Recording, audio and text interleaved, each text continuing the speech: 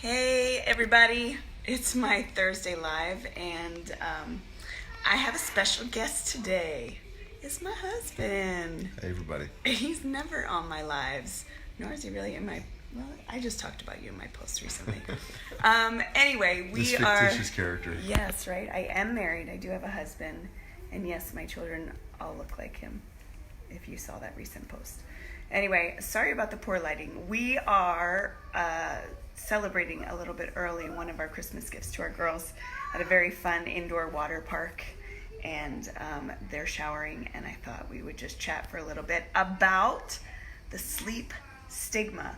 It's funny because my husband and I were actually just chatting about this because we're feeling a little run down, a little tired recently, both physically and emotionally. And interestingly enough, I'm also reading a book called The Essentialist, which the chapter I'm reading right now is all about sleep and what he calls protecting the asset, because so many people are under the assumption, right, that in today's modern day world, like, we got to grind it out, and we are so much more productive if we get less sleep, right? Because if we are awake more hours of the day than we are asleep, then that's that much more time to be productive.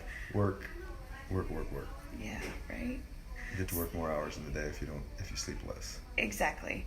But more and more studies are finding that it's actually quite the opposite, that all these powerful people, these CEOs, these super productive people that have contributed so much to society today, they swear by like 8 to 10 hours of sleep. And, they're conducting more and more studies on just your average person.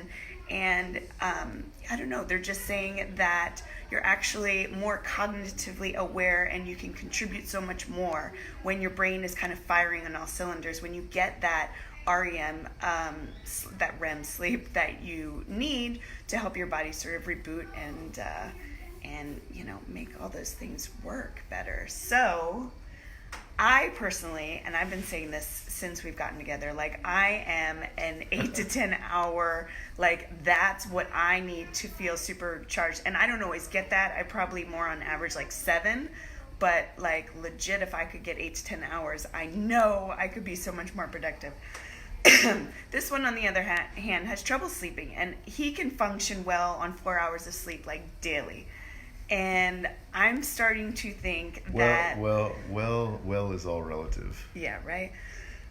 But I'm seriously starting to wonder, because other studies say that people think they can function on that little sleep, but it's actually, your body literally adjusts and gets accustomed to being tired all the time, and you just think that, yeah, like, I can get by, this is how I do it. But until you actually give your body that sleep that it needs, you have no idea. You're like a zombie, but you think you're functioning. I'm functioning. So I want you to weigh in. How many hours of sleep do you get daily? And do you believe in the sleep stigma, that you actually are more productive with the more sleep that you get? Or are you on the other side of the fence that says, no, less sleep is better, you get more done in the hours that you are awake? Well, I remember when we were first dating. Uh-huh.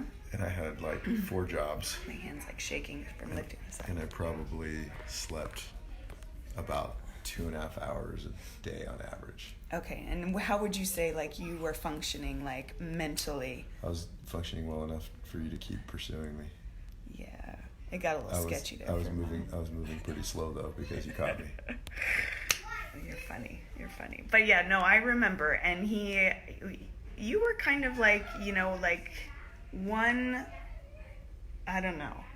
step away from going a little cuckoo. Probably. Like, you were. He was working like 4.5 jobs. If that's even possible. But yeah, so I am in the sleep camp. I've always felt that way. I always felt like I do better with more sleep.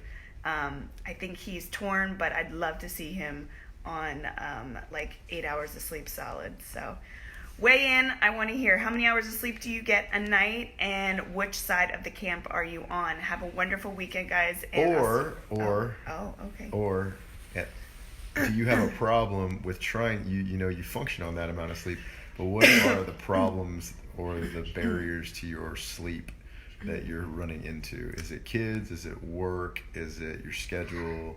Inconsistency? Things that maybe are your barriers to sleeping more consistently? Because I know that's my problem.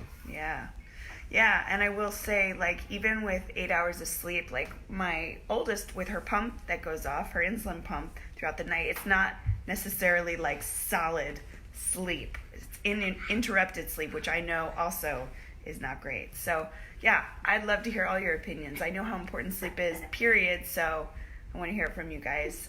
Anything else, babe? Nope, that was it. I'm never on this, so I figured I'd take the time to talk a little bit. I appreciate it. All right, y'all. Love you guys. Have a wonderful rest of your weekend.